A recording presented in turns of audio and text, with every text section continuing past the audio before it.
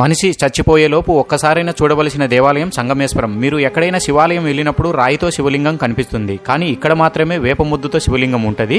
వేల సంవత్సరాల క్రితం ధర్మరాజు పెట్టిన వేప శివలింగం ఇది. పాండవులు అరణ్యవాసం చేస్తుండగా శ్రీకృష్ణుని మాట కొరకు శివలింగాన్ని ప్రతిష్ఠ చేశారు. 7 నదులు సంగమించే సంగమేశ్వరంలో శివుని పూజ చేయమని శ్రీకృష్ణుడు చెప్పినాడు.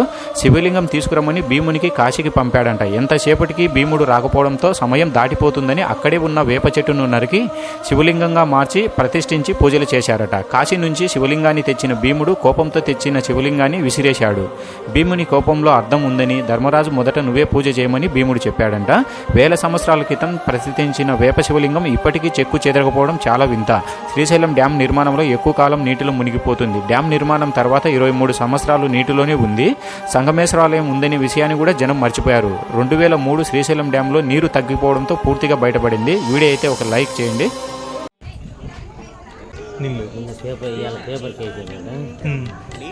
అంటే మొత్తం గుడి మొత్తం మునిగిపోతుంది. ఏమున్నది అదా ఆడిపోతే ఆ కొండ కానుకుంటాయి.